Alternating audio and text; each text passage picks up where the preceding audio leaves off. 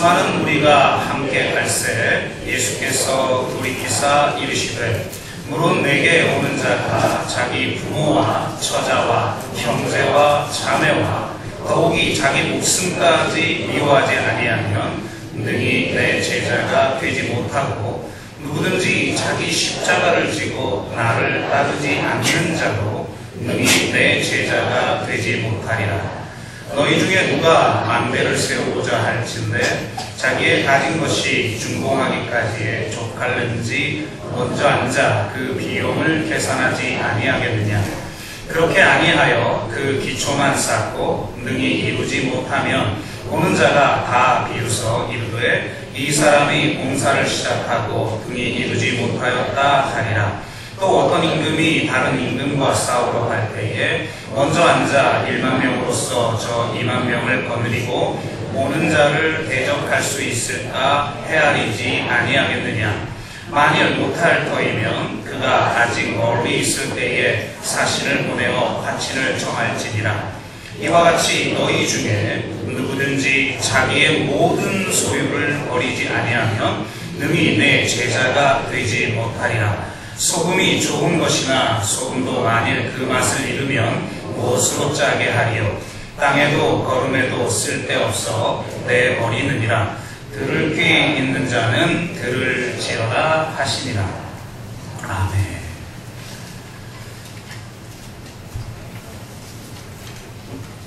네. 오늘 예배는 좀 특별한 손님들이 좀 오셨는데요. 더함 공동체교회 인천에 있는 교회입니다. 제가 이제 올해 6월달 총회를 통해서 이제 실행위원으로 같이 섬기게 됐는데요. 여기서 이진호 목사님께서 섬기시는 굉장히 귀한 교회인데요.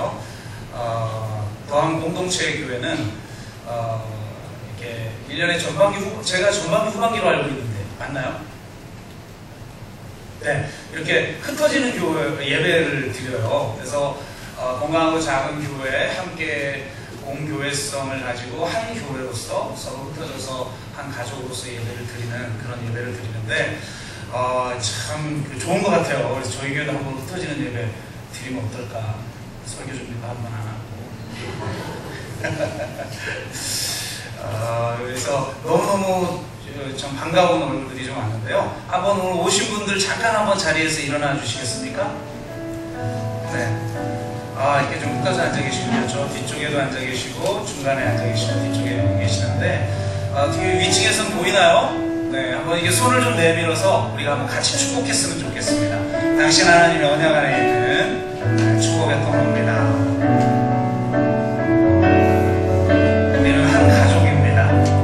오셔서 감사합니다. 당신은 하나님의 언약 안에 있는 축복의 통로. 당신을 통하여서 열방이 주께 돌아오게 되리. 박수로 환영합니다. 감사합니다. 네, 또 이렇게 모르는 분들이 많이 오셔서 좀 어색해 하실까봐 미리 축복하고 인사하고 말씀을 나누는 것입니다. 정말 진심으로 환영하고요. 여러분 한 주 동안에 어떻게 사랑하다 오셨습니까? 그래도 지난주보다는 아멘이 좀 많아졌어요. 역시 2번 연속 사랑에 대한 설교를 해서 그런지 효과가 좀 있는 것 같습니다. 이런 말이 있죠. 근본적인 것에는 일치를, 지역적인 것에는 자유를, 어떤 경우에도 사랑을. 여러분 어떤 경우에도 누구라도 사랑하는 저와 여러분 되시기를 주의 이름으로 축복합니다. 한 주 동안 정말 사랑하다 오셨을 줄 믿고 이어서 말씀을 좀 나누겠는데요. 요한복음 13장 34절에 35절 말씀은 이렇게 얘기합니다. 새 계명을 너희에게 주노니 서로 사랑하라. 내가 너희를 사랑한 것 같이 너희도 서로 사랑하라. 너희가 서로 사랑하면 이로써 모든 사람이 너희가 내 제자인 줄 알리라. 우리가 사랑할 때만 세상이 우리를 제자로 인정해 준다는 겁니다. 우리가 어떤 말을 하느냐보다 중요한 것은 우리가 사랑을 보여주고 있는 말, 그것이 더 중요할 줄로 믿습니다. 근데 이 말을 뒤집어서 이야기를 하면 제자는 반드시 사랑의 열매를 맺어야 된다라는 의미를 뒤집어서 생각해 보면 우리가 진정한 사랑의 열매를 언제 맺을 수 있느냐? 그것은 우리가 진정한 제자가 될 때 사랑의 열매를 맺을 수 있다는 겁니다. 참 사랑하는 게 잘 안 돼요. 사랑하고 싶은데 사랑이 안 돼요. 왜 안 되는가? 성경은 여러 가지를 진단하고 있는데 그 중에 하나를 뭐라고 이야기하냐면 우리가 제자가 되지 않았기 때문입니다. 성경에서 가장 중요한 것은 우리가 제자가 되는 것입니다. 제자가 되지 아니하면 사랑할 수 없다고 말합니다. 2주 동안 우리의 사랑이 없으면 아무것도 아니라는 사실을 다시 한번 확인했고 사랑의 특성이 무엇인지 그리고 사랑이 얼마나 위대하고 중요한 것인지를 우리가 함께 말씀을 나눴는데요. 이 사랑은 우리가 제자가 될 때 가능한 것이라고 성경은 말하고 있습니다. 여러분 제자이십니까? 제자가 누굽니까?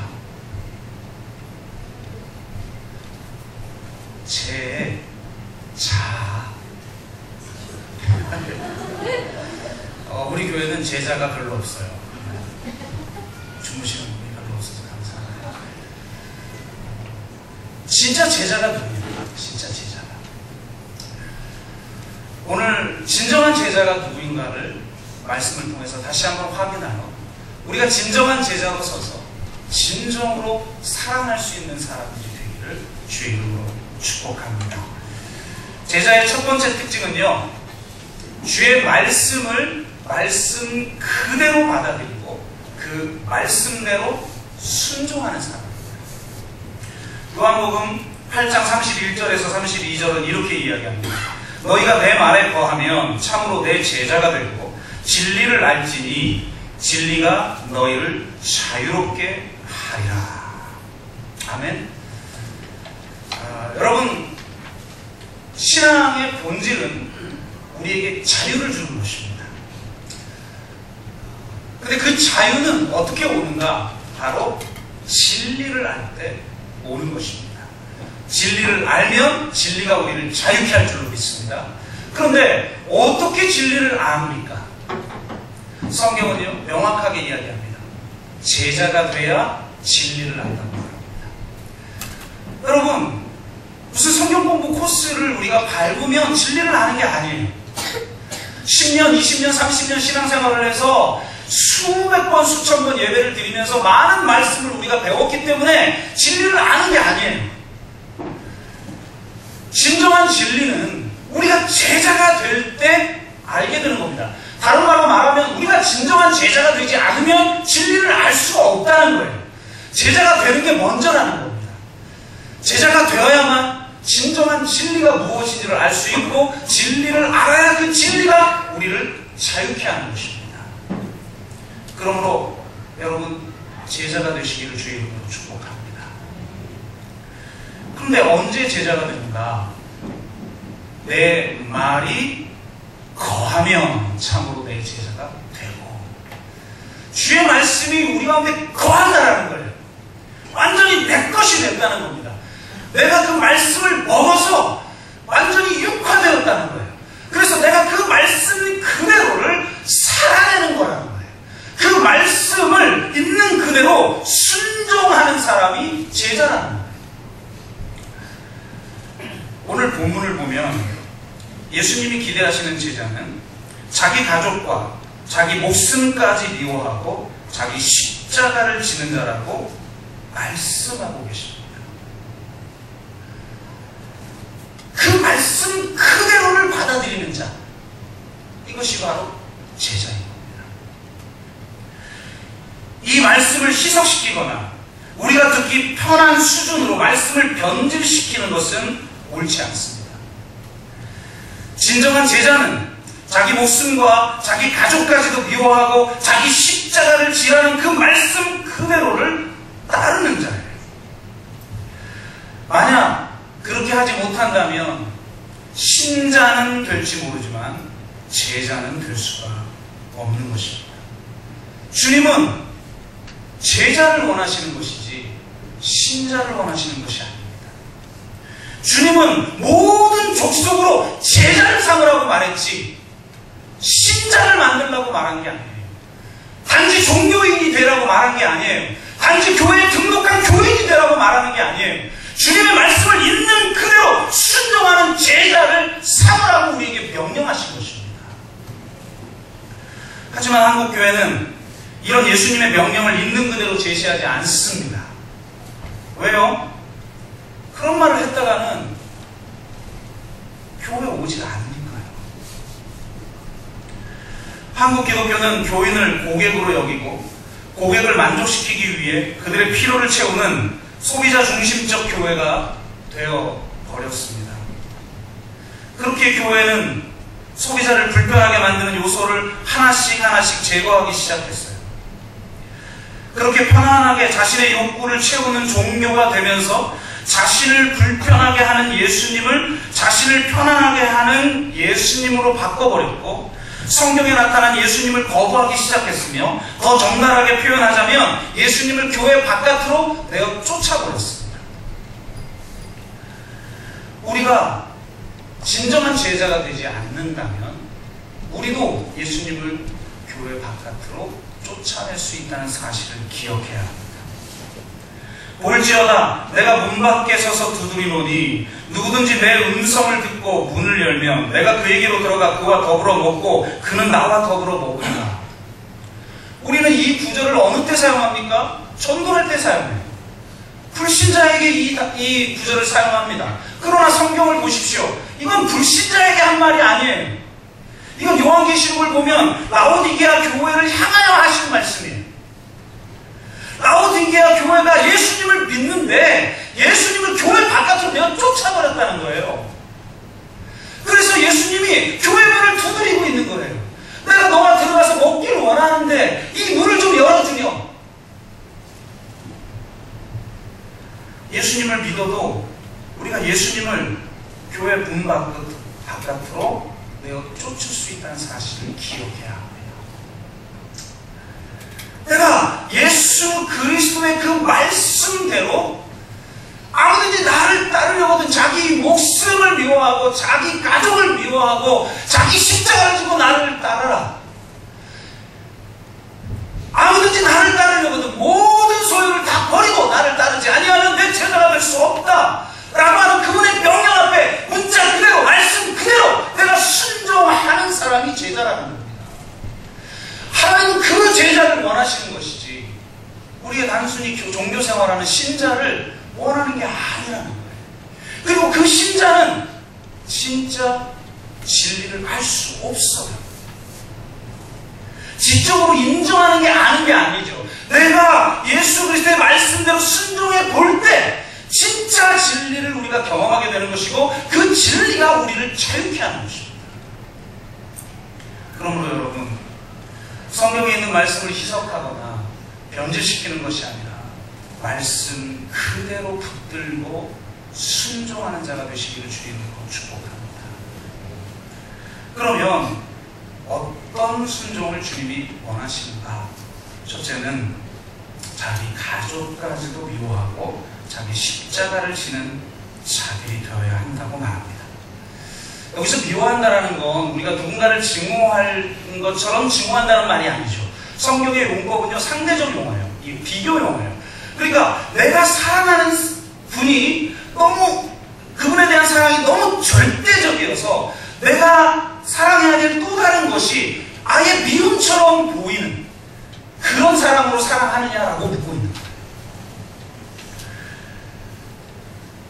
물론 우리는 가족을 사랑해야 하고 부모를 공경해야 합니다. 십계명이나 에베소서 6장 2절이나 디모데전서 5장 8절 말씀처럼 부모를 공경해야 합니다.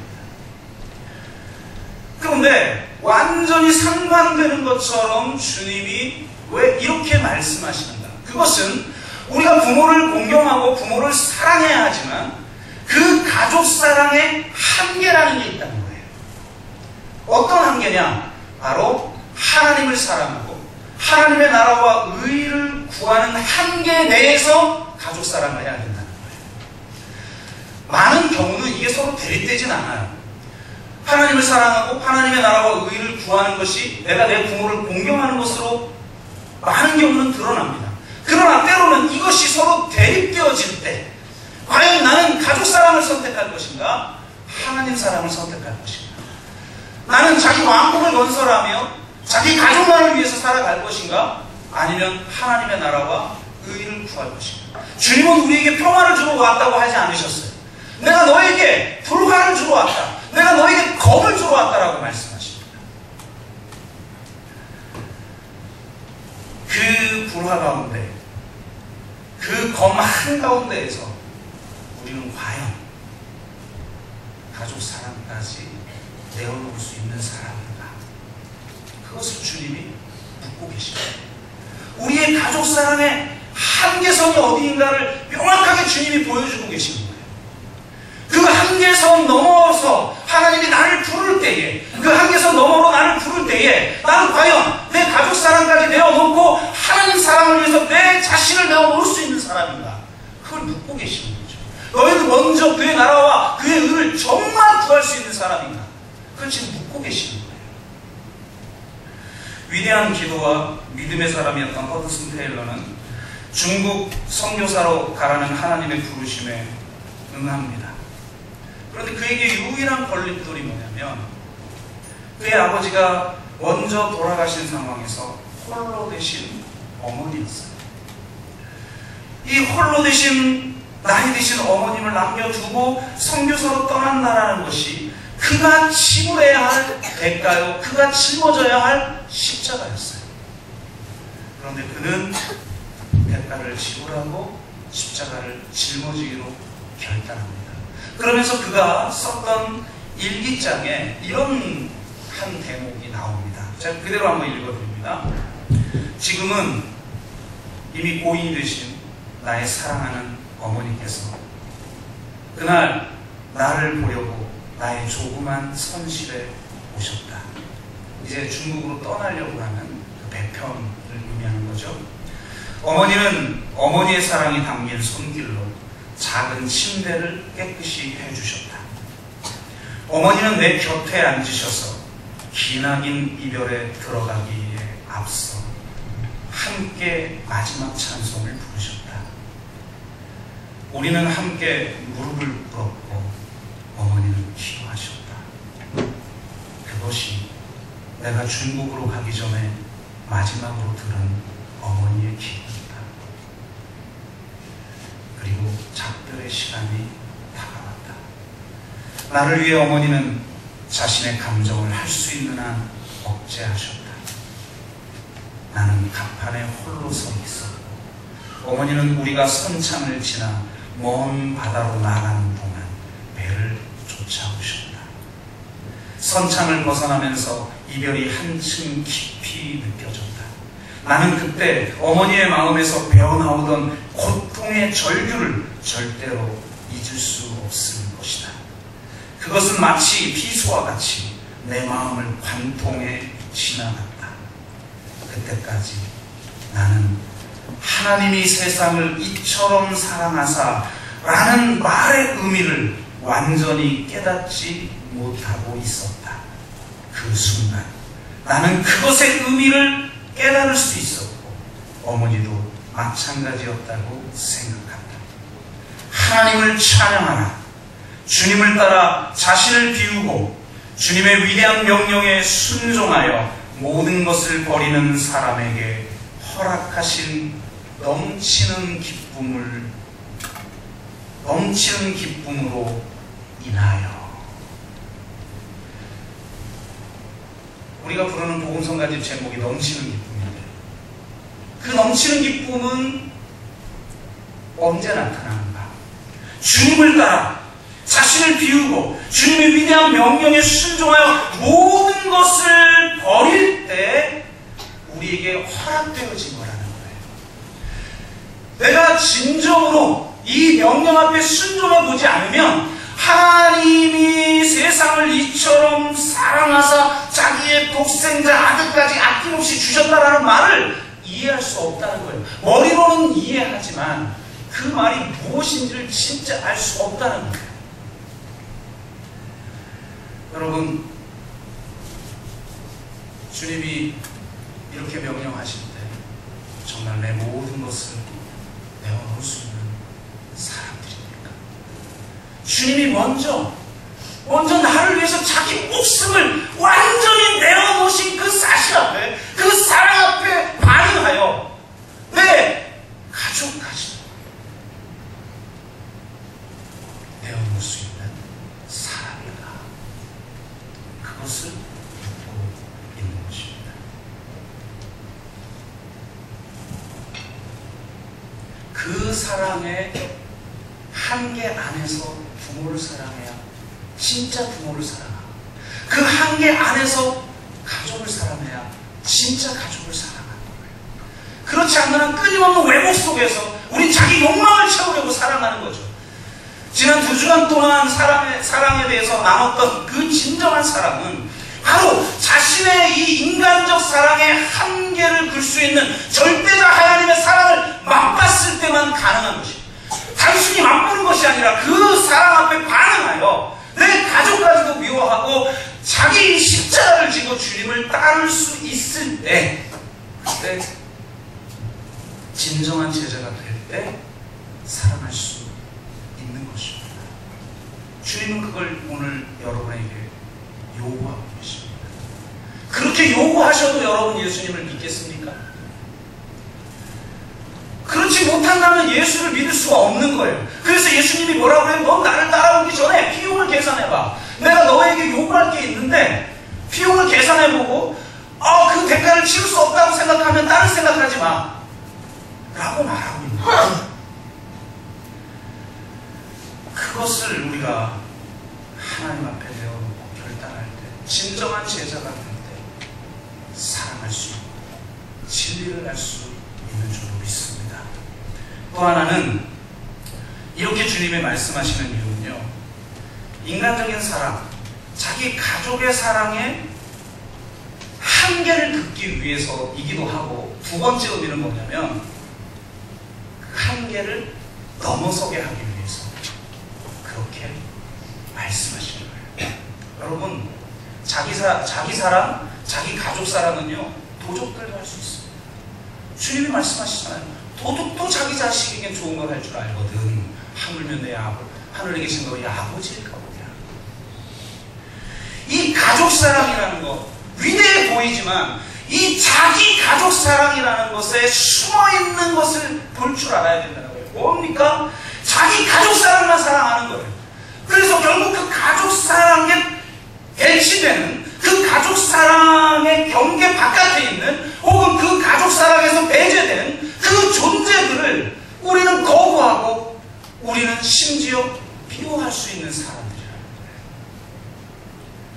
그래서 자기 가족을 사랑하는 이 사랑을 미워할 수 있는 사랑이 되지 않으면 우리는 하나님의 사랑으로 사랑할 수 없다는 거예요. 선인과 악인을 동시에 사랑하여 동일하게 비를 내리시는 그 하나님의 사랑, 이 사랑을 실천할 수 없다는 거예요.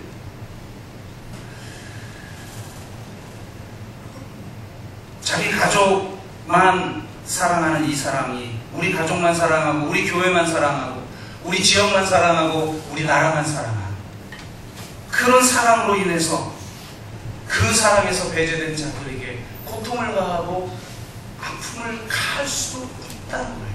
그래서 그 경계를 넘어서기 위해서는, 그 경계를 만들어 놓는 그 자기 가족 사랑, 근본적인 건 자기 사랑이죠. 그 자기 사랑의 한계, 그 자기 가족 사랑의 한계를 이 하나님의 사랑으로 넘어서지 않으면, 심지어는 하나님의 사랑조차도 자기 가족 사랑을 보호하고 자기 가족 사랑을 보증해주고 자기 가족 사랑을 보장해주는 사랑으로 이용해버린다라는 거예요. 얼마나 무서운 일입니까? 여러분, 도스토옙스키가 카라마조프 형제들이라는 책에서 이런 유명한 말을 했어요. 신이 없다면 모든 것이 가능하다. 유명한 말이죠. 한마디로 말하면 신이 없다면 어떤 기준이 사라지게 되고, 그 기준이 사라지게 되면 모든 것이 상대화되고, 그래서 선악의 구분이 없어져 버려서 뭐든지 다 가능해져 버린다는 거예요. 굉장히 우리가 정말 중요하게 생각해야 할 근본적인 문제제기죠. 그래서 많은 목사님들이 바로 이 도스토옙스키의 문장을 많이 이야기합니다. 신이 없다면 모든 것이 가능하다. 그래서 정말 여러분이 귀 기울여야 돼요. 우리가 이 말씀에. 그런데 이 말만 있는 게 아니라는 겁니다. 철학자 지잭은 이렇게 얘기했어요. 신이 있다면 무엇이든지 가능하다. 신이 있다면 도무지 불가능할 것 같은 행동도 하게 된다는 거예요. 인류의 역사를 살펴보면 도저히 인간으로서 할 수 없는 죄악들이 전부 신의 이름으로 저질러졌다는 겁니다. 십자군 전쟁, 인디언 학살, 흑인 노예, 홀로코스트, 인종청소, 폭탄 테러 등등 기타 등등 이 극한 무도한 도대체 인간으로서는 상상도 할 수 없는 죄악들이 전부 신의 이름으로 이루어졌다는 거예요. 신이 있으면 무엇이든지 가능한 거예요. 내가 인간으로서는 못하겠는데 신이 보장해 주니까, 해도 된다고 하니까 마음껏 저지르는 거예요.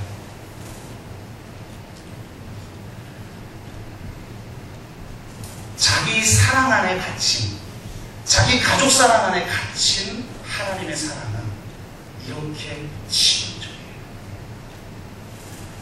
그래서 가장 궁극적 사랑을 맛봤다라고 하는, 진짜 맛봤는지 모르겠지만 맛봤다라고 하는 그리스도인들이 도리어 가장 공격적이고 가장 무례하고 가장 혐오를 유발하는 그런 사람들이 되어버렸어요.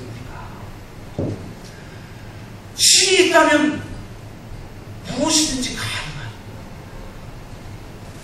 그런 기독교로 전락되어버렸어요. 여러분, 이 자기 사랑, 이 자기 가족 사랑, 이거를 미워하지 않으면, 그래서 이 한계를 넘어서서 진정한 십자가의 사랑, 진정한 하나님의 사랑을 우리가 경험하지 않으면 안 됩니다. 그 사랑이 있을 때만 이 세상이 변화됩니다. 이 세상에 진정한 하나님의 나라가 이루어지게 될 것입니다. 그래서 이러한 사랑을 할 수 있는 그런 사람이 되는데 우리를 제자라고 말씀을 주십니다. 그 제자됨을 통해서 진정한 사랑을 하는 저와 여러분 되시기를 주의 이름으로 축복합니다. 두 번째는 자기 목숨까지 미워하는 자입니다. 인간이 궁극적으로 포기하지 못하는 것이 자기 목숨인 것 같아요. 그런데 바로 이 목숨까지 버려야 제자라는 거예요. 오헬퍼는 이렇게 말했어요. 예수께서 우리를 부르실 때 와서 죽으라고 부르시는 것이다. 와서 죽으라고 부르신다는 거예요. 살고자 하는 자는 죽고 죽고자 하는 자는 산다는 거예요. 와서 죽어라. 와서 자기 십자가를 짊어져라. 그 당시의 십자가는 무슨 추상적인 게 아니었어요. 무슨 마음의 태도가 아니었어요. 내면적인 영성이 아니었어요. 그 당시의 십자가는 정말 예수님처럼 십자가에 달려 죽는 거였어요. 내 목숨을 떼어놓고 주님을 따르는 거였어요. 그렇게 따를 수 있느냐? 그렇게 묻고 계신 거예요, 주님.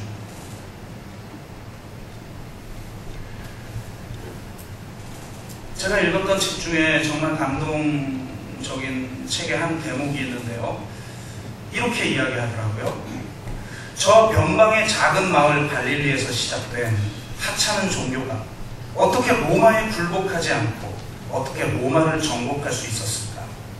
그것은 그 당시의 믿음은 순교의 믿음이었기 때문이다. 순교의 각오를 하지 않고는 믿을 수 없었던 종교가 기독교였다. 모든 기독교인이 순교자였기에 로마를 정복할 수 있었다. 기독교의 본질, 이 십자가의 본질에 자기 목숨까지 미워하여 자기 목숨까지 내어놓을 수 있는 신앙이 있었다는 거예요. 우리에게 아무것도 요구하지 않는 신앙이 어떻게 값 있는 신앙입니까?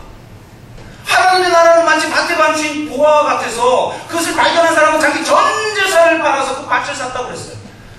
너무나 위대하기 때문에 그 부르심이 너무나 존귀하기 때문에 우리가 그 부르심 앞에서 자기 목숨까지도 내어놓을 수 있는 사람이 되는 종교가 아니라면 우리가 정말 믿을 만한 종교인가요? 그런 기독교가?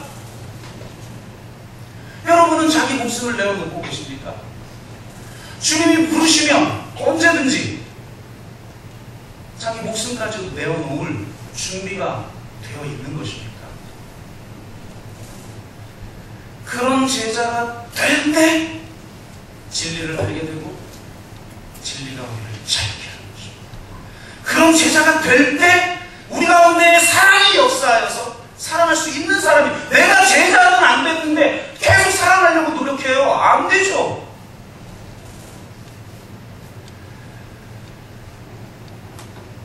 위대한 신앙인들은 이런 신앙이 분명했어요.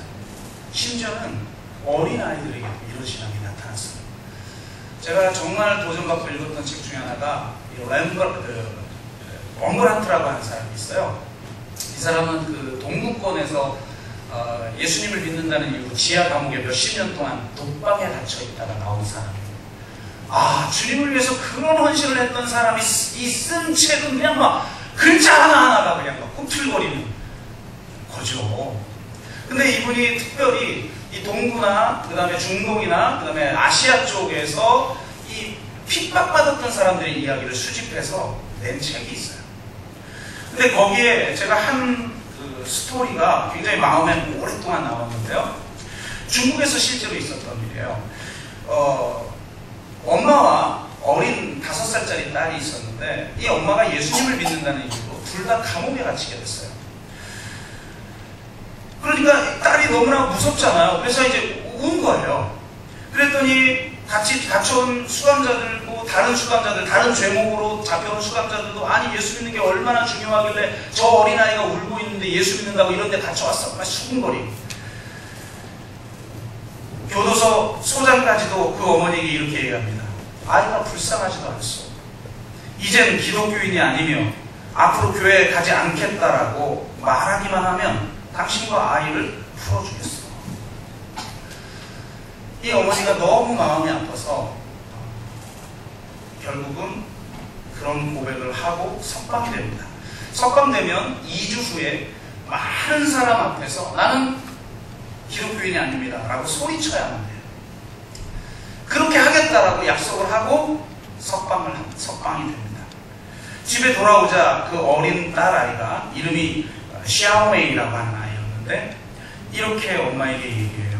엄마, 오늘은 예수님이 많이 슬퍼하셨을 것 같아요. 가뜩이나 찔린 그 어머니가 아이가 그렇게 얘기를 하니까 막 화도 나기도 하고 막 죄책감이 일어나기도 하면서 아이에게 말해요. 네가 감옥에서 울었잖니. 나는 너를 너무 사랑하기 때문에 네 눈물을 볼 수 없었던 거야. 그래서 나는 그렇게 할 수밖에 없었어. 그랬더니 그 어린 5살짜리 샤오메이가 이렇게 얘기합니다. 엄마, 만약 엄마가 다시 예수님 때문에 감옥에 간다면 전 절대로 울지 않을게요. 이 고백에 이 어머니가 한없이 눈물을 흘리고 그 자리에서 다시 바로 감옥에 들어갑니다. 교도소 소장에게 이 어머니는 단호하게 말합니다. 당신은 내게 딸을 위해 잘못된 것을 말하게 했지요. 하지만 제 딸은 저보다 더 큰 용기를 가졌습니다. 당당하게 말을 했고 그 옆에서 어린 샤오마리는 더 이상 울지 않았다고 합니다. 이 어린아이에게도 자기를 위해서 죽으신 예수 그리스도의 사랑에 대해서 반응하는 것이 무엇인지가 알려졌다는 거예요. 진짜 예수 그리스도를 만난 사람들, 그 예수님의 명령 앞에 순종하는 사람, 자기의 가족까지도 미워하고 자기 생명까지도 내어놓을 수 있는 사람들이 진정한 제자인 것이고, 바로 그런 사람이 세상이 감당하지 못하는 사람인 것입니다. 이런 기독교로 바뀌어야 됩니다. 이렇게 우리가 바뀌지 않으면 더 이상 이 세상에 영향력을, 진짜 거룩한 영향력을 끼칠 수가 없어요. 진정한 사랑을 이 세상에 보여줄 수 있는 사람이 되질 않아요.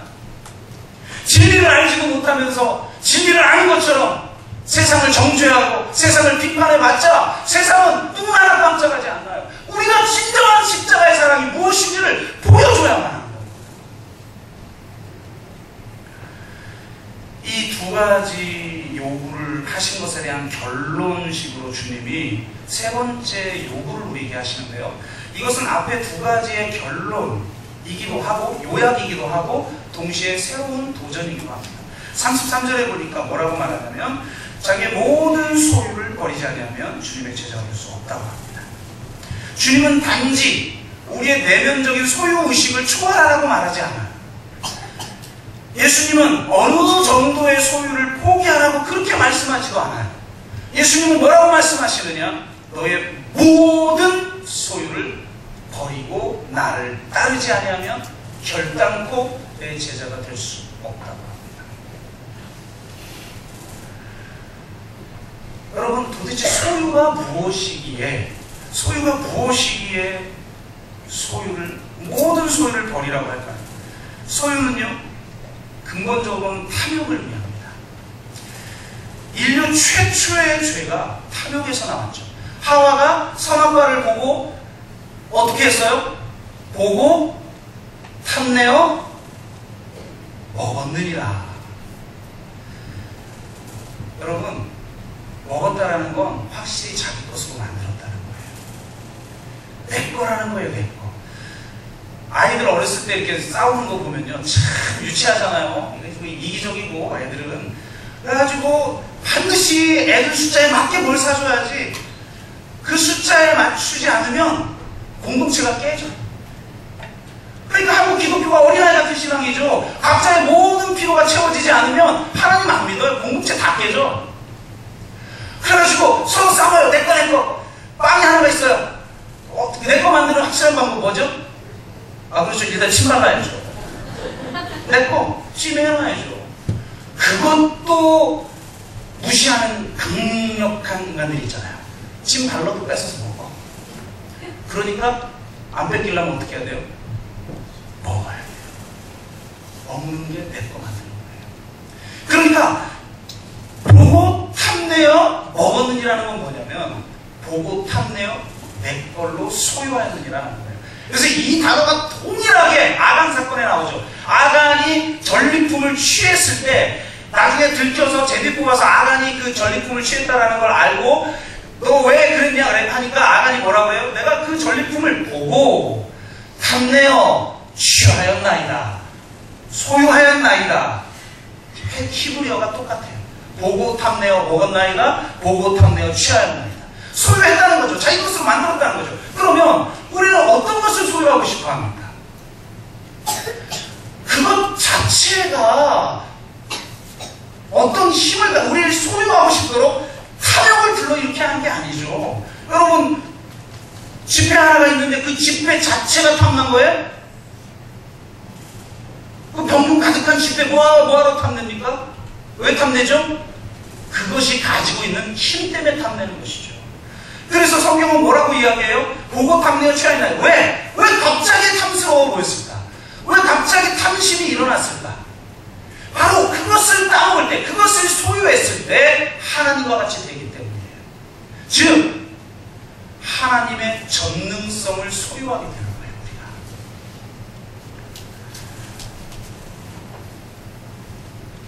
우리가 돈이라는 건 하나님처럼 세상의 모든 것을 통제하고 다스릴 수 있는 전능성을 가지고 있어요. 지금 세상은 돈이면 뭐든지 할 수 있는 세상이기 때문에 그 돈이 가지고 있는 전능성을 취하기 위해 치열한 생존 경쟁에 뛰어들어. 그래서 더 많이 소유하고 더 높은 위치에 올라가도록 해요. 기독교인들마저도 이런 교육을 지지한단 말이죠. 사단의 교육을 지지하고 있어요.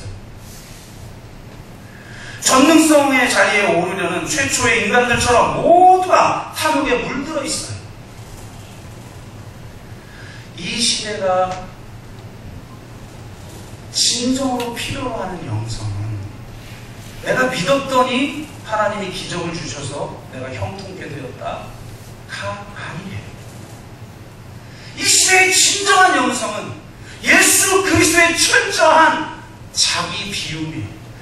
자기의 자리, 하나님과 동등된 자리, 그 전능성의 자리, 온 우주를 통치하는 전능성의 자리를 포기하시고 종의 형체를 입어 십자가의 자리에까지 내려오신 그 주님의 영성을 본받아야 해요. 모든 것을 통제할 수 있는 위치에서 아무것도 통제할 수 없는 위치, 아니 그것을 넘어서 이제는 자기 자신을 처분할 수 있는 권리마저 완전히 하나님 앞에 맡겨서 나를 어떻게 처분하든지 상관없는 자리. 그래서 심지어는 내가 의인인데, 하나님의 아들인데, 하나님과 동등된 존재인데 나를 죽여도 되는 자리, 내 자신을 아낌없이 그냥 줄 수 있는 자리, 전능성의 자리가 아닌 철저한 무기력의 자리, 그 자리에까지 우리 주님이 내려가셨다는 것입니다. 그 자리에 서지 아니하면 주님의 제자가 될 수가 없다는 거예요. 그분이 가장 연약한 어린 양이 되어주셔서 자신의 모든 삶을 통제할 권리를 완전히 하나님께 맡기고 이 세상에 자신을 내어줌으로 철저한 무기력과 무능성의 자리, 가장 연약함의 그 자리로 내려가셨을 때에 그 어린 양이 세상을 구원하는 능력이라는 거예요. 우리가 이 세상을 구원하는 능력을 보여주는 것은 세상에 기적을 보여주는 게 아니에요. 이 세상에 대단한 우리의 힘과 권력을 과시하는 게 아니에요.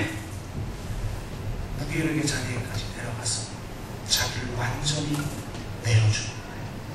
그게 세상에 보면 연약해 보이고 세상에서 보면 어리석어 보여도 그것이 세상을 구원하는 하나님의 능력임을 믿는 사람들이 기독교인이란 말이죠. 그리고 그것을 살아내어서 그 사랑을 가시적으로 보여주는 것이 교회라는 거예요.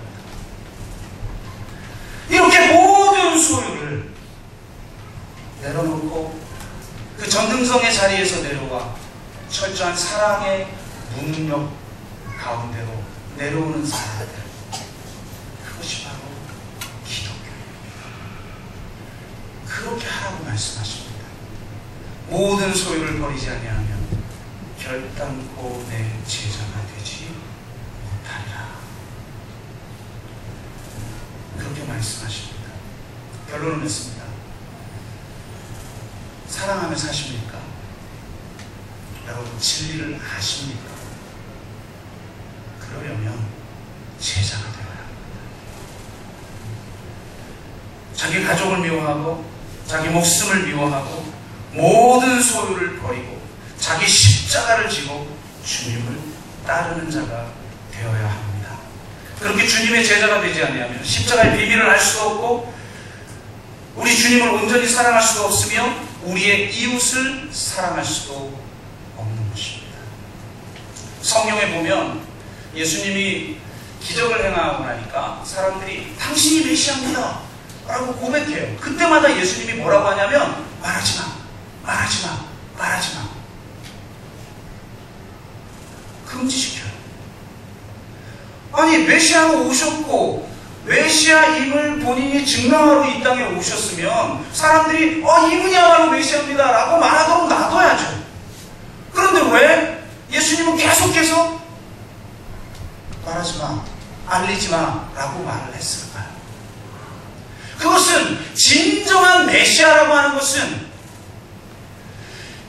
우리에게 기적을 베풀고 죽은 자를 살리고 무리를 걷고 오병이어의 기적을 행하시는 그분도 물론 메시아지만 진정한 메시아는, 그러니까 그 기적의 근본적인 정신이 무엇인지는 그것을 통해서는 알 수 없다는 거예요. 물론 기적을 행하고 죽은 자를 살리고 오병이어의 역사를 주고 무리를 건너고 폭풍을 잠잠케 하는 그 모든 것이 하나의 영적 전쟁이어서 그것이 하나님 나라의 성격인데, 그것만 가지고는 진정한 하나님 나라의 성격을 알 수 없다는 거예요. 진정한 메시아는 바로 자기 자신을 십자가에 내어주는 자인 것입니다. 그러니 자칫 내가 십자가에 달려 죽지도 않았는데, 온전히 내 자신을 내어주지도 않았는데, 사람들이 오직 기적을 행하는 것으로만, 오직 여러 가지 축복을 자신에게 주는 거로만 자신을 메시아로 여길까봐, 아니야, 아직 온전한 메시아가 아니야. 그러니까 알리면 안 돼.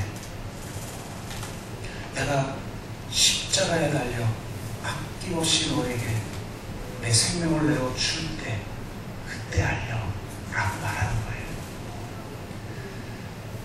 이것이 없는, 십자가가 없는 메시아는 메시아가 아니고, 십자가가 없는 복음은 복음이 아닌 것입니다. 그래서 베드로가 얼마나 위대한 고백을 합니까? 주는 그리스도시요, 당신은 그리스도시요 살아계신 하나님의 아들입니다. 예수님조차 칭찬하죠. 그걸 알게 한 것은 내 육신이 아니라 하나님의 영이야. 이렇게 이야기할 정도예요. 근데 놀라운 것은 바로 이때 예수님이 자신의 죽으심을 첫 번째로 예고합니다. 다른 때가 아니라 베드로가 너무나 멋있는 고백을 할 때, 그러니까 야, 이 고백은 이 복음서의 절정이라고 생각할 수 있겠죠, 우리가. 그래서 그 단어를 요약한 게 바로 익두스 아니에요. 당신은 그리스도시요 살아계신 하나님의 아들입니다의 첫 글자를 딴 게 익두스이고, 그게 물고기여서 기독교를 상징하는 게 물고기 문양 아닙니까? 근데 그게 우리는 기독교의 최고의 고백이라고 생각해서 물고기를 기독교인의 상징으로 생각하는데, 성경에서는요, 그게 기독교의 가장 절정의 상황에서 나온 고백이 아니라 비로소 진정한 신앙으로 이끄는 첫 번째 걸림돌인 거예요. 그래서 주님이 그 고백을 듣자마자 말씀하시죠.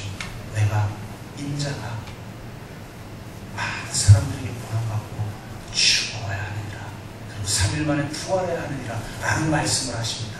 그래도 이 베드로가 열받아가지고 나약한 소리 하지 말라고, 이 이스라엘을 좀 해방하고 그래야지, 당신 쓰잘데없는 소리 한다고, 정신 차리라고.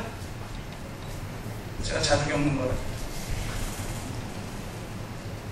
제자들이 사실은 제자가 아니죠. 자기의 욕망에 필요한 존재였죠, 예수님. 그러니까 그것과 대치되면 예수님도 야단칠 수가 있는 거예요.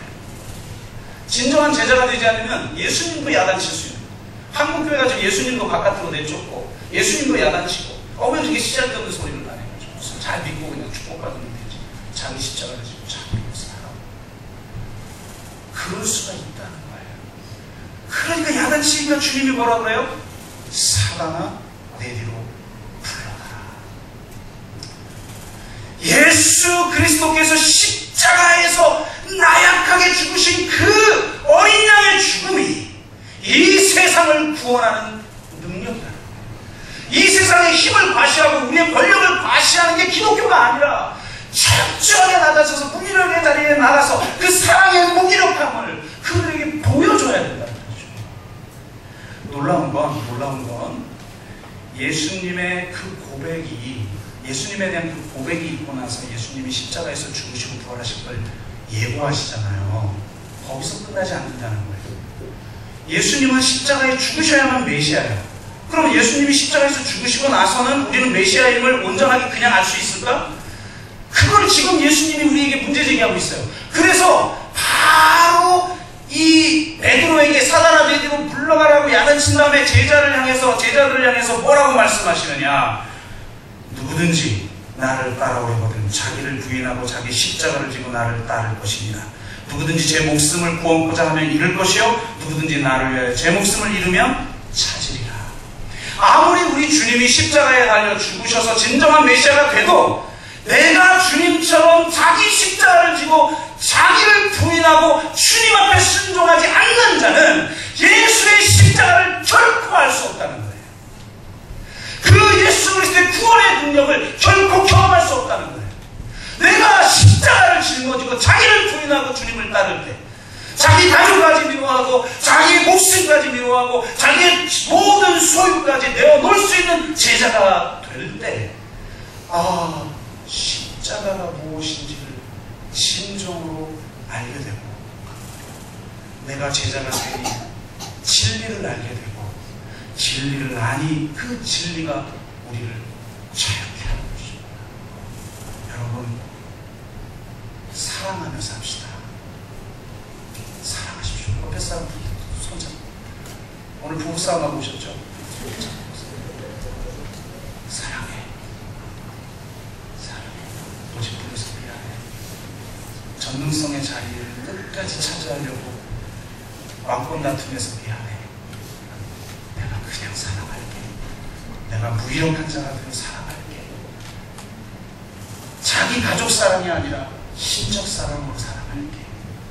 내 목숨까지 내어놓고 사랑할게. 모든 세월 소유를 다 내어놓고 무게잡고의 자리에 내려가 내가 사랑할게. 그렇게 사랑하는 진정한 제자가 되기를 주의 이름으로 축복합니다. 우리가 한번 같이 기도합시다.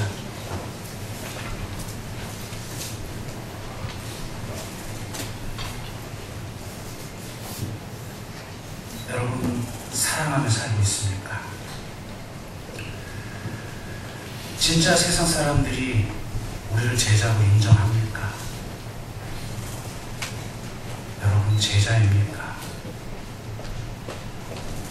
아무든지 나를 따라오려거든 자기 목숨을 자기 가족을 모든 소유를 다 버리고 나를 따를 것이니라.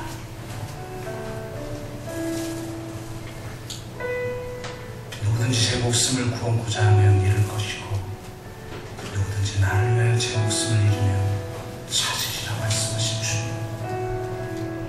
우리에게 그 생명을 우리에게 그 사랑을 주고 싶어서 견딜 수 없어 하시는 주님, 그 사랑에 사로잡혀 사랑 안에 사는 참다운 제자가 되게 하시고 이 세상이 우리가 사랑하는 걸 보고 우리가 제자라는 걸 인정하는 삶이 되게 하여 주옵소서. 나더러 주여 주여 하는 자마다 다 천국에 가는 것이 아니라고 말씀하셨습니다. 세상이 우리를 제자라고 인정해 줄 때 주님 앞에 나아갈 수 있음을 고백합니다. 내 사랑을 경험하고 우리를 인정하는 그가 바로 그리스도임을 기억하게 하여 주옵소서. 사랑하게 하여 주옵시고 주님의 말씀 그대로 순종하는 자가 되게 하여 주옵소서. 이런 기도 제목을 가지고 우리가 한번 같이 기도하겠습니다. 사랑의 아버지 하나님, 사랑의 아버지 하나님, 나를 위해서 아낌없이 자기 생명까지 십자가에 내주신 그 십자가에 나타난 하나님의 사랑이 지금 우리를 부르고 계시네. 와서 죽으라고 부르시고 살고자 하는 자는 죽고 죽고자 하는 자는 산다고 말씀하시고 자기 가족을 더욱이 자기 목숨까지 미워하지 아니하고 자기를 부인하고 자기 십자가를 짊어지고 주님을 따르지 아니하며 모든 소유를 버리고 그를 따르지 아니하며 결단코 주의 제자가 될 수 없음을 다시 한번 기억하며 이제 주님 모든 걸 내어놓고 주님을 따르는 진정한 진정한 제자가 되어 온전히 사랑하게 하여 주옵소서.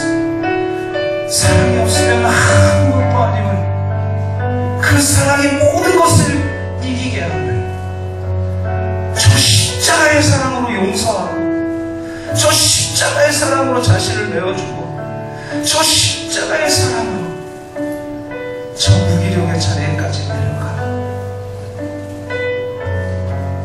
나 자신을 어떻게 처벌하든지 순종하는 진정한 죄자로 살게 하여 주시옵소서. 주님, 그렇게 제자의 공동체가 되어 이 땅에 하나님의 나라와 의를 온전하게 이루어가는 참다운 교회 공동체가 될 수 있도록 인도하여 주옵소서.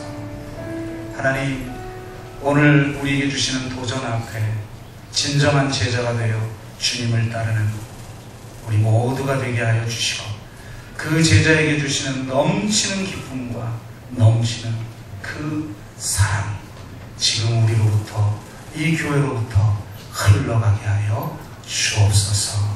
감사드리며 예수 그리스도의 이름으로 기도드리옵나이다.